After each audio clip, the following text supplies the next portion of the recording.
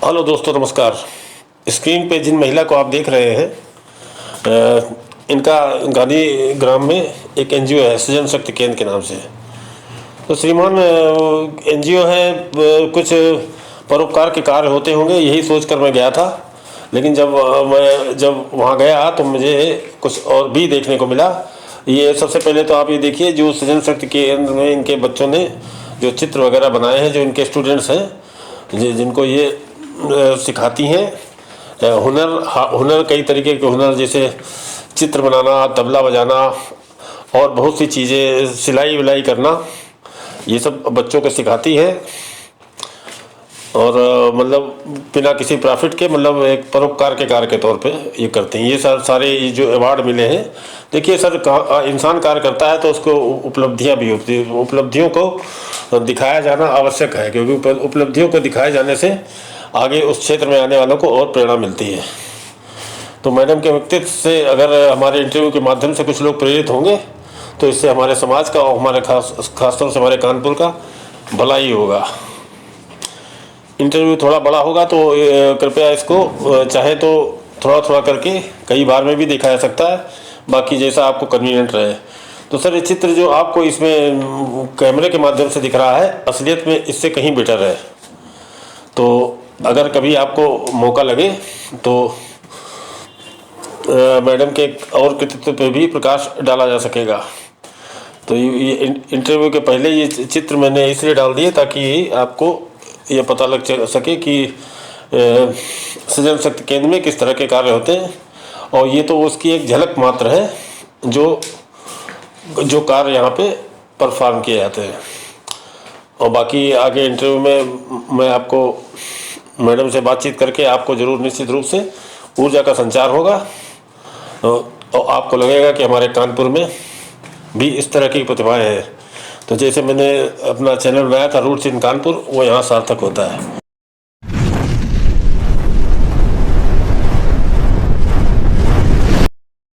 Hello दोस्तों, नमस्कार।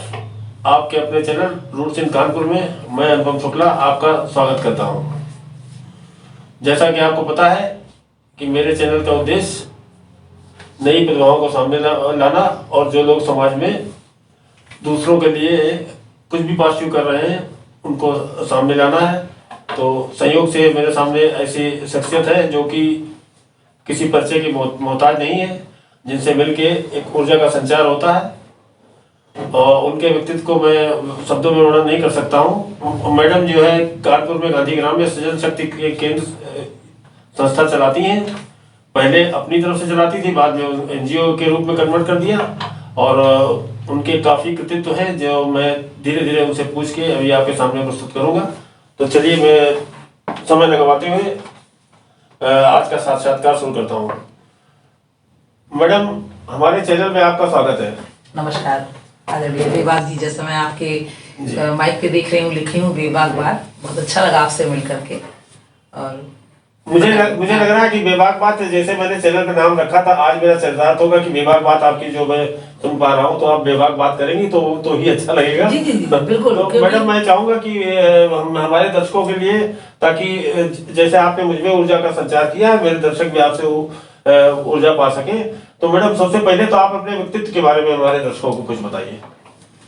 नमस्कार। मैं अपने व्यक्तित्व के बारे में या मेरे को अपने बारे में डिफाइन करना खुद नहीं अच्छा लगेगा, लेकिन फिर भी हाँ, मैं बता रही हूँ कि एक सामान्य सी गृहिणी जैसी हूँ मैं। जैसे आम महिलाएं अपने घर में जब बच्चों को पालन पोषण करती है, मैंने भी अपने बच्चों को 4 बच्चे, मेरे 2 बेटी 2 बेटा, और इनका पालन पोषण करती रही। और मेरे हस्बैंड राष्ट्रीय माध्यमिक, तब 2004 में मैंने ये हुनर का कार्य डाला था।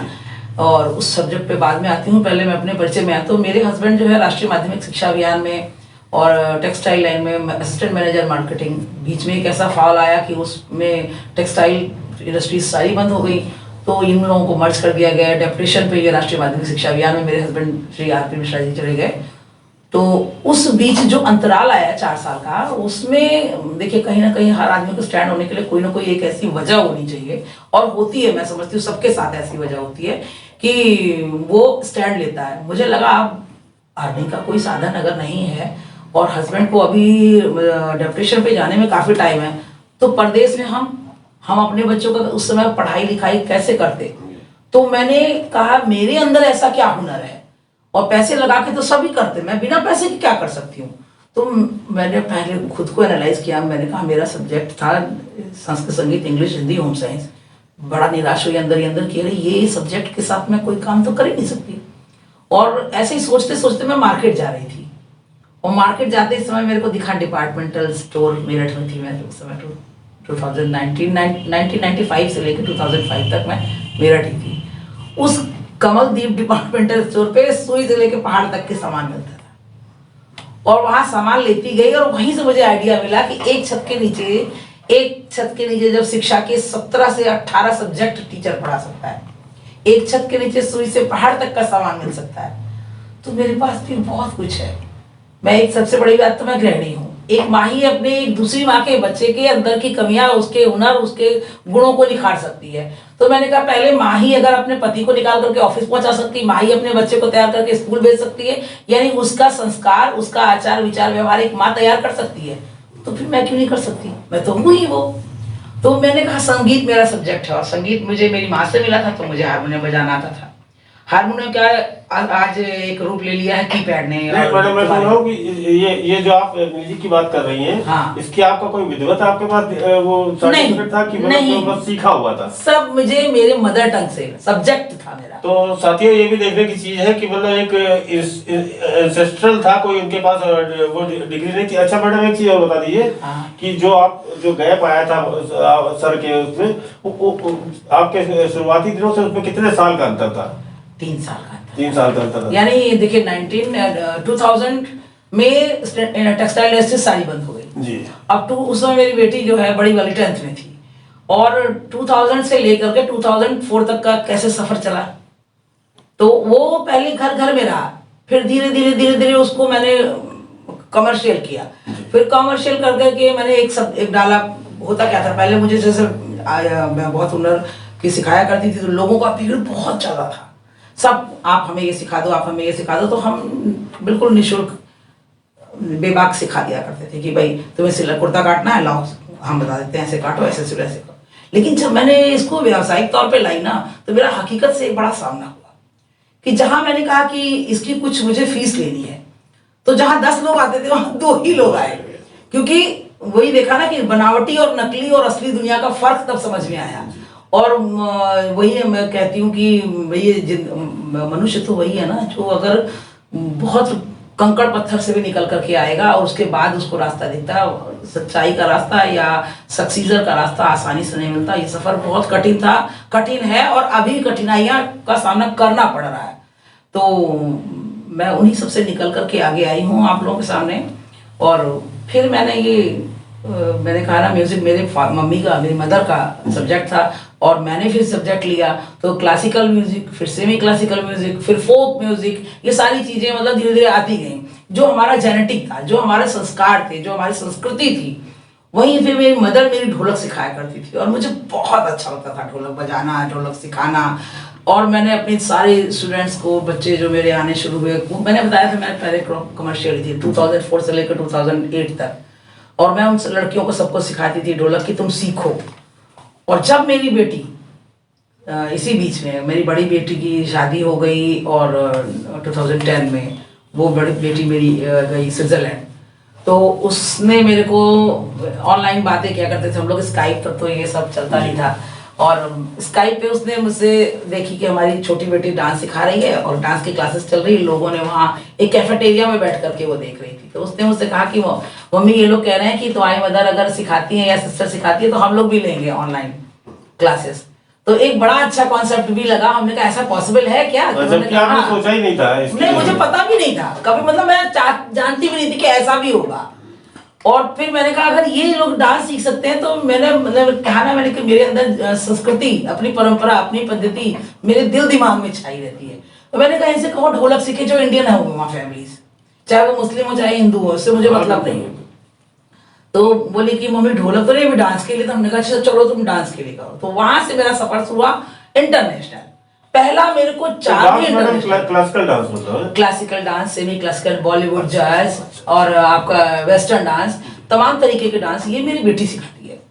और वो मैं नहीं सिखाती हूँ, मेरी बेटी सिखाती है। मैंने तो आपको बताऊँ, मेरे पास संस्कृत, संगीत, English, Hindi home science subject के तौर पे ये था। और मैं सिलाई, बिनाई, कढ़ाई, पेंटिंग, कैसियो, गिटार, हारमोनियम, ढोलक, मेहंदी, रंगोली, ब्यूटिशियन, ये तमाम तरह के, कैनेडियन स्मोकिंग, ये तमाम तरह के हुनर जिनसे लोग सोचते हैं कि सिर्फ घर में रहा जा सकता है, इनसे आयाम नहीं मिलता। और आज जो हमारा गरीब वर्ग है ना, वो क्या करता है कि सोचता है कुछ नहीं कर पाएंगे, हम बर्तन झाड़ू करके अपना पेट भर सकते हैं। तो उनके लिए मेरे को, उन लोगों के लिए ये एक सबक है कि आप सिर्फ बर्तन झाड़ू नहीं कर सकते, आप हुनर सीख सकते हैं, हुनर के जरिए अपना आयाम प्राप्त कर सकते हैं। जैसे आप ब्यूटिशियन का हम सिखाते हैं, तो आज हर घर में फोन करिए, नंबर लीजिए, एक लड़की आपके पास आके मैनिक्योर, पेडिक्योर, मसाज, थ्रेडिंग और आपका अच्छा खासा makeup, cider makeup, bridal makeup तमाम कर लेती है। आपकी तमाम तरह की ये चली हुई है, वैन चली, ब्यूटी वैन्स चली हुई हैं। तो ये किस तरह से हुआ कि एक छोटा सा हुनर ब्यूटिशियन का, इसके जरिए लोग पहुंचे। हम ढोलक हम सिखाते हैं सबको ऑनलाइन। हमारे पास 19 राज्यों से, मध्य प्रदेश में इंदौर, भोपाल, फिर आप हैदराबाद में, बेंगलोर में, फिर आप झांसी, फिर उरई, उत्तर प्रदेश में शाहजहांपुर, लखनऊ, फिर आप दिल्ली के पास जाएंगे, दिल्ली पहाड़गंज, नोएडा, मानेसर, राजस्थान में अलवर। ये इतने राज्यों से लोग आप मेरे से ऑनलाइन ढोलक सीखते हैं। और विदेश में, अमेरिका में है एक मेरी स्टूडेंट, एक सबसे बड़ी बात, मेरी स्टूडेंट अरब कंट्री में जो मोहम्मडन्स हैं, वो लोग मुझसे कहते हैं कि हमने पूछा क्या मोहम्मडन्स में ढोलक बजाना अच्छा समझते हैं? हम तो सोचते हैं वहाँ पे गाना बजाना, डांस वगैरह तो होता ही नहीं है। तो उन्होंने अरब कंट्री से, उस लड़की ने मेरे से बोला कि मैडम हमारे यहाँ तो ढोलक पे बहुत गीत होते हैं, और हमने आपको जब सर्च किया था यूट्यूब पे, मैं 2016 में यूट्यूब पर चैनल डाला था, उसने मुझे यूट्यूब से सर्च किया था, मैंने अपना नंबर भी डाल रखा है वहाँ पे यूट्यूब में। उसने मुझे पहले मेल किया। शुरू में मुझे भी डर लगता था कि भैया ये नंबर दे देंगे तो पता नहीं क्या हो, कुछ हो, तो मैंने मेल डाला। उसने पहले मुझे मेल किया कि मैं आपसे चाहती हूँ। जब उसने मुझसे पूछा, कहा कि मुझे मैडम बहुत अच्छा लगता है, हमारी पूरी फैमिली में ढोलक और आपके ढोलक के गाने तो बहुत पसंद करते हैं लोग बात। और फिर उसने मुझसे ढोलक सीखी। अभी हैदराबाद से ही देखिए मोहम्मद हाजरा है, 3 बजे वो डेली ऑनलाइन होती हैं और कहती हैं कुछ भी हो जाए, आपका जो कॉन्सेप्ट है वो बड़ा क्लियर है। मैं उनसे कहती हूँ देखिए, देश जाओ, विदेश जाओ, भारत में रहो, कहीं भी रहो, चाहे साउथ में रहो, चाहे यूपी में रहो, चाहे एमपी में रहो, चाहे झारखंड में रहो, कहीं भी रहो, एक चीज बहुत ध्यान से है कि आप अपनी भारतीयता ना छोड़ें, अपनी भाषा ना छोड़ें। और दूसरी भाषा को सीखना जरूर जरूर जरूर सीखो, चाहे अंग्रेजी सीखो, चाहे रशियन सीखो, चाहे फ्रेंच सीखो, चाहे उर्दू सीखो, चाहे अरबी, चाहे फारसी, और चाहे हिंदी। हिंदी तो मेरी मदर टंग है। मदर टंग के अलावा हर भाषा को सीखने का मैं इसलिए बार बार बोलती हूँ, इसको अन्यथा ना लिया जाए, क्योंकि किसी के दिल दिमाग तह तक पहुंचने के लिए, अपनी बात उन तक पहुंचाने के लिए, उनकी बात हम तक पहुंचाने के लिए एक माध्यम है लैंग्वेज, भाषा। वो भाषा जब हमें नहीं आएगी, कितने दिन हम इंटरप्रेटर्स यूज करेंगे, और हमारी भाषा उनको नहीं आएगी तो वो मेरी बात को कैसे समझेंगे। तो मेरा मानना यही है कि कभी भी किसी के दिल दिमाग तह तक पहुंचने के लिए आप उनके कल्चर को बिलोंग बात नहीं करिएगा, पहले आप उनकी भाषा को, उनके छोटे छोटे टूटे फूटे शब्दों से आप उनके दिमाग तक पहुंचो, क्या ये चाह रहे हैं। हो सकता है कि कई बार हमें उनकी भाषा नहीं आती और इंटरप्रेटर भी मुझे उतना अच्छा नहीं ट्रांसलेट कर पा रहा है, तो मैं उस चीज को उन तक उतनी ईमानदारी से नहीं पहुंचा पाती, क्योंकि मैंने कहा ना, हुनर एक ऐसी चीज है कि जिसमें आप बहुत कुछ काम इशारों से कर सकते हैं, बहुत कुछ काम अपने हाथ से करके दिखा सकते हैं, और बहुत कुछ अपने एक्सेंट, बॉडी लैंग्वेज से करके दिखा सकते हैं, लेकिन कहीं ना कहीं भाषा जरूर आड़े आती है हमारी बात को आम जनता तक पहुंचाने के लिए, हमारे सामने वाले के पहुंचाने के लिए। तो यही हमारा तरीका है, यही है। सर, मैडम का मैनीफोल्ड पर्सनालिटी है, तो एक इंटरव्यू में इनकी किसी चीज कवर कर पाऊंगा मैं। तो मैडम, जो आपका यूट्यूब चैनल है उसके बारे में कैसे आपने शुरू किया, उसके बारे में हमारे दर्शकों को। मेरा यूट्यूब चैनल 2014 में स्टार्ट हुआ था, और चैनल में तब मैंने कुछ नहीं डाला, करीब 2016 में मैंने लेसन पहला डाला, और वो भी ढोलक का। मैंने एब्रीविएशन में पूरा डाल रखा है, मैंने सारे डिस्क्रिप्शन बॉक्स में, सॉरी, कि मैं सिलाई, कढ़ाई, बिनाई, पेंटिंग, कैसे गिटार, हारमोनियम, ढोलक, मेहंदी, रंगोली, ब्यूटिशियन, सारा कुछ सिखाऊंगी। और बारी बारी से मैंने 112 करीब लेसन डाले हुए हैं, और पूरे विश्व में मेरा ये चैनल चल रहा है। इसमें करीब 1,67,000 और 19,67,000 मेरे व्यूअर्स हैं और करीब 13-14 हज़ार हमारे सब्सक्राइबर भी हैं। और ये ढोलक मेरे से सीखते हैं। मैं कहती हूँ अब जो भी विदेश में जाके बसे हैं, भारत से जाकर के जो विदेश में इंडियन बसे हैं, वो अपनी भारतीयता ना छोड़ें। अपने बच्चों के जन्मदिन, मुंडन, छेदन, जो भी संस्कार है, शादी विवाह उपनयन संस्कार, जितने भी तरह के हमारे सांस्कृतिक कार्यक्रम होते हैं, उसमें अपनी ढोलक को अवश्य बजाएं। क्योंकि जो मेरी परंपरा है वो डूब रही है, उसको डूबने से बचाने के लिए विश्व स्तर तक की ये मुहिम मैंने चलाई है। भारत ही नहीं, भारत के हर कोने में, विश्व नहीं, हर विश्व में, सब जगह मुझे ये कहना है कि ढोलक हमारी एक संस्कृति है। मादर पूजन हम अपने किसी भी शुभ कार्य को प्रारंभ करते हैं, शादी जहाँ वैवाहिक सूत्र बंधन जब होता है, दो मियाँ बीवी एक दूसरे से जन्म जन्मांतर के लिए जब मिलते हैं, तब हम उस कार्यक्रम को करने के लिए हम घर से बाहर जाते हैं और मादर पूजन करते हैं। और उसके बाद जब कार्यक्रम संपन्न हो जाता तब भी उस ढोलक के ऊपर हम हल्दी गुड़ अक्षत लगा करके पूजा करके कि आज हमारा कार्य शुभ, ढोल मजीरा बजा करके सब सांस अच्छा से हो गया है। आपको बताऊं, मेरे मतलब इन कॉन्सेप्ट से सब लोगों ने बड़ा मेरे को सम्मानित भी किया, बड़ा शहर में भी। जैसे फेसबुक पे मैं कविता प्रकाश के नाम से हूँ, तो फेसबुक पे भास्कर दीक्षित जी लखनऊ कुकरेल पार्क से वहाँ के कोऑर्डिनेटर हैं, TSA टर्टल सर्वाइवल अलायंस, ये अमेरिका की एक NGO है। उन्होंने मुझे देखा, मेरे काम को देखा, कहा कि कैनेडियन स्मोकिंग क्या चीज़ होती है कविता जी, आप सिखा रही हो, और हम चाहते हैं कि लखनऊ के पास बहराइच एक डिस्ट्रिक्ट है, उस डिस्ट्रिक्ट के घाघरा नदी के किनारे में कछुए और मगरमच्छ रहते हैं, और उनके पालन पोषण के लिए, उनको बचाव रक्षण के लिए नदी संरक्षण एक केंद्र है, उनका छोटा सा ऑफिस है। बोले मैडम आप हमारी टीम के साथ चलिए। और वहाँ की जो महिलाएं हैं, गरीब शोषित, पति चले जाते हैं नदियों में जब ये कछुए पकड़ने के लिए, तो पत्नियां रह जाती हैं और बिल्कुल अनपढ़ हैं, कुछ नहीं जानती, वो गाँव की भाषा के अलावा शहर की कोई भाषा भी नहीं जानती। मैंने कहा कुछ भी ना जानती हूँ, तो उन्होंने कहा कि, मैंने कहा क्या सिखाना चाहते हैं आप? वो बोले कि जो आपका मैंने फेसबुक पे कैनेडियन स्मोकिंग देखा, मैं वही चाहता हूँ। तो बोले सीख जाएंगे? मैंने कहा हाँ सीख जाएंगी।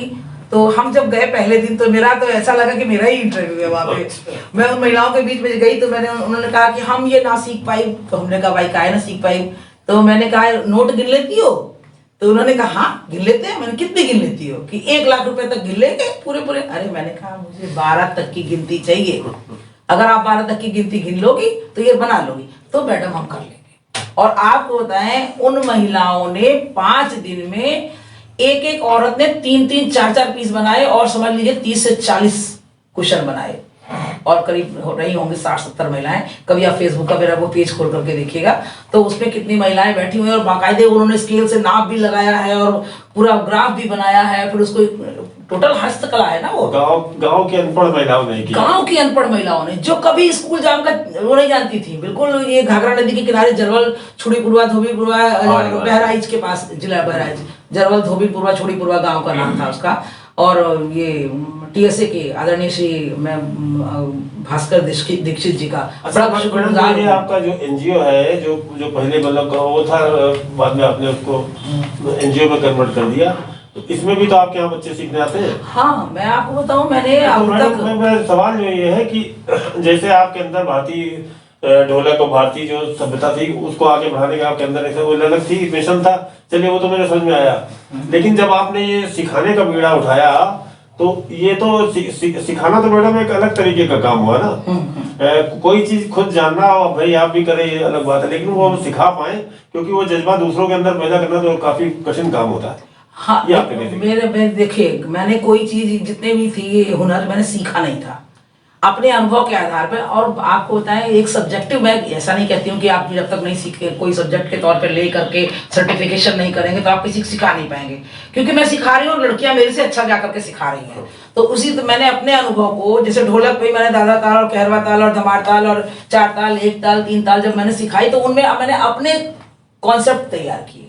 ताल तो है ही है, धागे ना तीना दीना धादी ना धातुना, या दिन दिन धागे तूना तो कत्ता धागे दगड़ दीना, जो ताल की जो गत है, जो बोल है, वो तो एज इट इज रही, लेकिन उसको अपनी उंगलियों में कैसे लेके आना, उनमें धपाक कैसे लगाना, ऐसी कढ़ाई में, सिलाई में जो हमारा कॉन्सेप्ट है कि आप एक पूरा फॉर्मूला बनाइए। तो फॉर्मूलेस तो हमने लिए, लेकिन उनको मैंने बच्चों के दिमाग से जाकर के, उनके स्तर से जाकर के समझाना शुरू किया। बहुत मुश्किल है। उनको समझ में आया। पहले एक लड़की गई, और ये देखिए, किसी चीज को सिखाने का, शिक्षा एक ऐसा व्यवसाय है जहां आप किसी को जबरदस्ती नहीं कर सकते। ये माउथ है, स्प्रेडिंग है। आप मेरे से इंस्पायर होंगे, आप मेरी बताई हुई बातों से अगर आपको लगता है कि मैं किसी को अगर हम अपनी बातों से एक्सप्रेस कर पाते हैं, सही तरीका दिखा पाते हैं, जबरदस्ती नहीं, झूठ नहीं, कपट नहीं, छलावा नहीं, दिखावा नहीं, ये चीजें ऐसी हैं कि आप मेरे अंदर महसूस करेंगे कि ये मैडम का बताने का तरीका बहुत अच्छा है। तभी वो लड़की जाके किसी दूसरी लड़की से बोलेगी कि हाँ मैम जो बताती हैं वो बहुत क्लियर है। तो एक लड़की एक को अगर बोलती है तो उसके पीछे 100 लड़कियां आती हैं, और एक लड़की ने अगर ये कह दिया ये बहुत बताती बताती नहीं, सिर्फ पैसा, तो आप समझ लीजिए वही 100 पीछे हो जाती हैं। क्योंकि नेगेटिविटी इतनी हावी होती है, इतनी भारी होती है कि सही बात 10 तक पहुंचती है और गलत बात 100 तक पहुंच जाती है। तो अगर हम जिन 100 को हमारा माइंड मेकअप एक लड़की ने किया, उन 100 से 200 लोग हमारे फट से पीछे हो जाते हैं। तो मैं यही कोशिश करती हूँ, आए चाहे एक, आप मेरे ऑफ सीजन में कभी अगर आप आएंगे या कभी आपसे वास्ता होगा देखना, मैंने एक लड़की को भी पूरा 40 मिनट दिया है, और मैंने 10 लड़कियों को भी दिया है, मैंने 40 लड़कियों को भी दिया है। लेकिन एक एक लड़की, अगर मेरे पास 30 बच्चों का समूह रहा है, तो एक एक लड़की के ऊपर ध्यान देना है। बार बार लड़कियों मुझसे कहती मैडम आप कैसे करती है कि इतनी लड़कियां हैं, आपने आगे की दोनों को देखा, पीछे वाली पे आपकी निगाह गई, या जो बात कर रही है, जो बिला मेरी क्लास में एक भी बच्चा मोबाइल फोन नहीं उठाता, और आता है 3 बजे, और जब उसका 2 घंटे बाद क्लास ऑफ होता कहता है अरे मैम 5 बज गया, तो पता ही नहीं चला। तो मुझे खुशी होती है, मैं बल्कि उनसे कहती हूँ कि 5 बज गए, 2 घंटे निकल गए, तुम लोग को इस बात की खुशी है जा रहे हो, या ये खुशी है कि इतनी जल्दी निकल गया। कहती हैं कि मैडम पहली ऐसी क्लास है जहां हम आते हैं और हमारा जाने का मन नहीं करता। तो ये मेरे लिए उपलब्धि है। ये सारे सम्मान जो मिले, इन सारे सम्मान से बड़ा सम्मान मेरे लिए है। और वही आपने कहा कि आपकी उपलब्धियां यही समाज सेवा में जब आए, धीरे धीरे वरिष्ठ नागरिक ने मुझे सचिव बनाया, धन्वंतरी सेवा समिति ने मुझे प्रदेश अध्यक्ष बनाया, आयुर्वेद के लिए बड़ा काम करती है। आप बाबा रामदेव के पतंजलि योगपीठ समिति, महिला पतंजलि योग समिति से मैं कानपुर प्रभारी हूँ, जिला प्रभारी हूँ पूर्व की, और सृजन शक्ति केंद्र की तो संस्थापक सचिव हूँ ही, और अनोखी क्लब हिंदुस्तान का है, न्यूज़पेपर हिंदुस्तान है, उसकी पैनलिस्ट हूँ। समय समय पर जब भी मीडिया को मेरी आवश्यकता पड़ती है, मेरे हुनर के जरिए अपनी ऑडियंस को, महिलाओं को, क्योंकि मैं नारी शक्ति पे काम करती हूँ, महिला सशक्तिकरण पे काम करती हूँ। कानपुर शहर ने भी मुझे मिशन शक्ति में अपने लिए लिया हुआ है, संभवतः जहाँ तक है आने वाले समय में माननीय मुख्यमंत्री जी से सम्मान प्राप्त करने का भी हमें भी एक वो प्राप्त होगा, अवसर प्राप्त होगा। तो मैडम मैं तो क्या नाम, इंटरव्यू आपका अभी करने की मूड में हूँ, हालांकि एक में पूरा नहीं हो पाएगा, लेकिन जैसे मैं भी जानना चाहता हूँ, मेरे दर्शक भी जानना चाहते हैं, आपको इतनी एनर्जी का राज क्या है? एनर्जी का कहाँ से आपको एनर्जी मिलती है? एनर्जी तो मेरी एनर्जी सबसे बड़े मेरा ये सब्जेक्ट है, मतलब हुनर मेरी एनर्जी है। आप हुनर की बात है। आप मेरे को किसी, अगर आप मुझे सिलाई के लिए कहोगे ना, तो एक बंदा होता है ना, छोड़ा थक गए आप नहीं करेंगे, तो मैं रात भर भी बैठ करके एक नया डिजाइन निकालने लगा दूंगी। अगर मेरे को कहा जाएगा कि रंगोली बनानी है, तो अगर मुझे कहा जाएगा ये डिजाइन अच्छी नहीं है, तो उस डिजाइन को और मोटिवेट नया डिजाइन देने के लिए, तो मैं उबती नहीं हूँ, मैं खुश रहती हूँ, और ये समझ लीजिए मेरी एनर्जी। तो मैडम इतनी चीजें मुझे आपने बताई कि मतलब इतनी चीजों में, इतनी संस्थाओं में आपका दखल है, तो ये कभी फ्रस्ट्रेट नहीं करता, परेशान नहीं करता? बहुत फ्रस्ट्रेट करता है, बहुत परेशान करता है। इसमें थोड़ा सा मैंने अपना टाइम बाउंडेशन कर रखा है। मैं मंडे से लेकर के फ्राइडे कहीं नहीं जाती, क्योंकि मैं सुबह जब उठती हूँ तब से लेकर के 12 बजे तक झाड़ू पोछा बर्तन कपड़ा खाना अपने आप करती हूँ, कोई हेल्पर नहीं रखी हुई है मैंने मेरे पास। क्योंकि मैं मानती हूँ कि हम खुद इंडियन लोग विदेश से जब आते कहते हैं ना हम लोग अपना काम खुद करते हैं, तो मैं बड़े शान से कहती हूँ मैं अपना काम खुद करती हूँ। मैं अपना झाड़ू पोछा बर्तन कपड़ा खाना सब चीज़ खुद करती हूँ, अपने पति को भी खुद बना कर खिलाती हूँ, एक एक रोटी गर्म करके, अपने बेटे को भी, अपने बच्चों को भी। और मैं कहती हूँ आप सब लोग सेल्फ स्टैंड बनो, क्योंकि शरीर थोड़ा बहुत काम करता रहेगा ना, तो थोड़ी हमारे बॉडी में फ्लेक्सिबिलिटी बनी रहती है। और फिर जिस आयाम के लिए, जिस झाड़ू पोछा बर्तन के लिए हम लड़कियों को बुला करके, गरीब लड़कियों को बुला कर, बेटा सिर्फ यही एक काम नहीं है, हुनर भी तुम सीख सकती हो। तो पहले तो मैंने ही अपने घर में कर रखा है, तो जब वो काम मैं नहीं करूंगी ना, तो मैं समाज को भी नहीं करने दूंगी।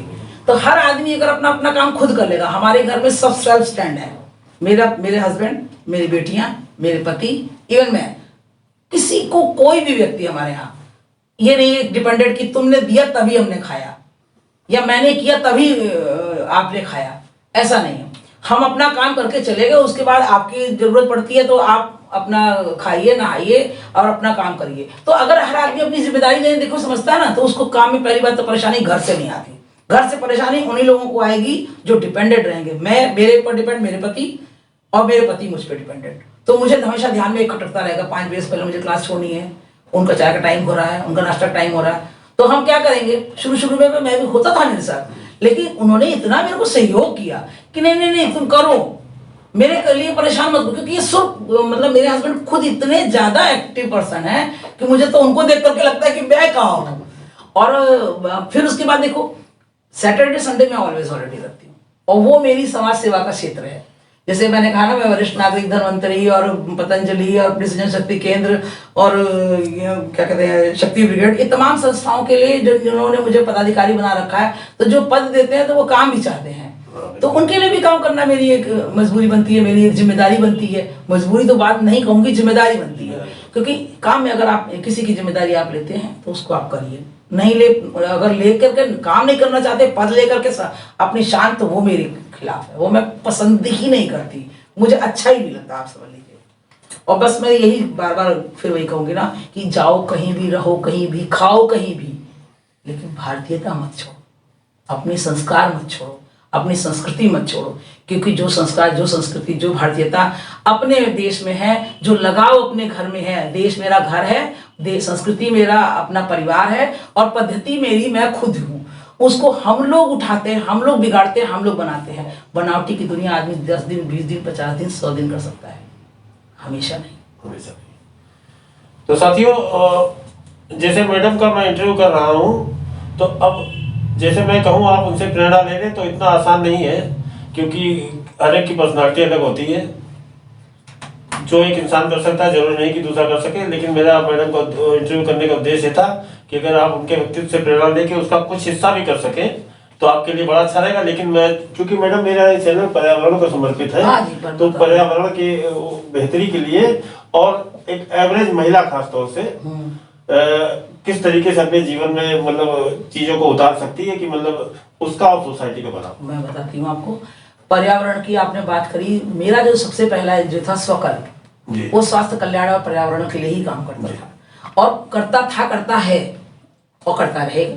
तो और मैं पर्यावरण के लिए धन्वंतरी सेवा समिति ने मुझे सबसे पहले, मेरे एनजीओ के बाद, जैसे कानपुर में जिन एनजीओ ने मुझे हायर किया, कहा कि आप हमारे पास आइए, हमारे लिए सेवाएं दीजिए, तो वो आयुर्वेद के जितने भी वृक्ष हैं, पेड़ हैं, इन सबको लोग बाग काट देने, जान ही नहीं रहे हैं कि ये काहे का वृक्ष है।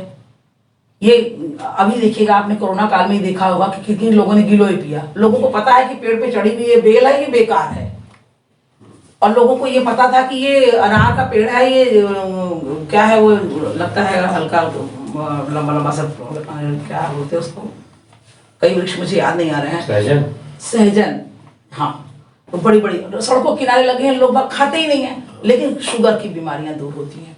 और साथ में देखिए आपके पर्यावरण को भी वो फायदा कर रहा है। नीम का पेड़ हो गया, अशोक का वृक्ष हो गया, इन वृक्षों के, बरगद का वृक्ष हो गया, जितनी लंबी छाया, जितनी लंबी जड़, उतने ही उनके क्या कहते हैं बीमारियों से बचने के तरीके हैं। तो मैंने पर्यावरण के लिए भी काम किया। मैंने पर्यावरण के साथ साथ हम जहाँ जहाँ हम चिड़ियाघर के लिए गए, तो चिड़ियाघर में फ्री ऑफ कॉस्ट एक मुहिम चलती है, शायद मार्च से, अभी मार्च से स्टार्ट होती है जून तक। जब ये गर्मियाँ आएंगी तो आप 100 पेड़ प्रति व्यक्ति को मिल जाता है। आप एक एप्लीकेशन लगाएं, आप अपने एनजीओ के लिए लगाएं, और आपको कहीं भी जहाँ देखते हैं सूखा पड़ा हुआ है, सड़क पे बहुत तेज धूप हो रही है, गाँव के किनारे तुम्हें छायादार वृक्ष लगाने हैं, तो हम लोग वहाँ से लेकर के आकर के सड़कों के किनारे किनारे किनारे किनारे लगाए। जैसे अभी रामा देवी चौराहे से लेकर के यहाँ तक, इधर भी हम लोगों ने लगवाए। और एक गाँव है यहाँ शेखपुरा, वहाँ जाकर के हम लोगों ने लगवाए।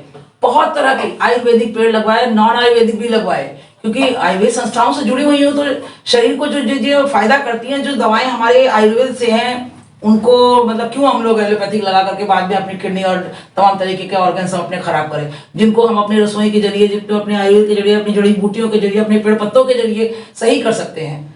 तो फायदा क्या है हमें जबरदस्ती अंग्रेजी दवाओं को खाने का?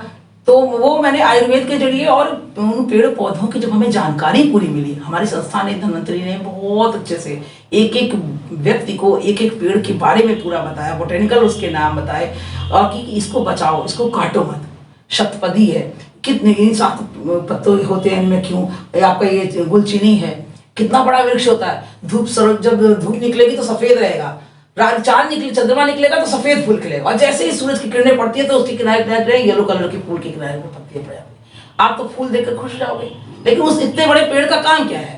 उस पेड़ का काम ये है कि उसका तना अगर इतना सा काट लेंगे और उसको छील करके अगर उसको पूछ करके गुड़ के साथ या चीनी के साथ आप निकल के खा जाए, कितने लोगों की पाइल्स जड़ से खत्म, जड़ से, किसी को पता ही नहीं था। रास्ते में आ रहा है, काट दो, फेंक दो, हटा दो, लकड़ी जला के फूक लो, चूल्हे में डालो, खा। अरे भाई उसके कुछ गुण हैं, ऐसे ही नहीं लगे हैं, यही है तमाम। तो हमारे दर्शकों को कुछ जो है पर्यावरण से संबंधित कुछ सलाह दे दीजिए। तो भाई मैं यही कहूंगी कि भैया अगर आपको एक स्वच्छ वायु, एक स्वच्छ वातावरण में रहना है तो वृक्ष को बचाइए, क्योंकि ये हमारी जान है, ये हमारी सांस है, ये हमारे आयाम है। इनकी सांसों के बिना, इनकी हवा के बिना, इनकी स्वच्छ वायु के बिना आपकी प्राणवायु नहीं बच सकती है।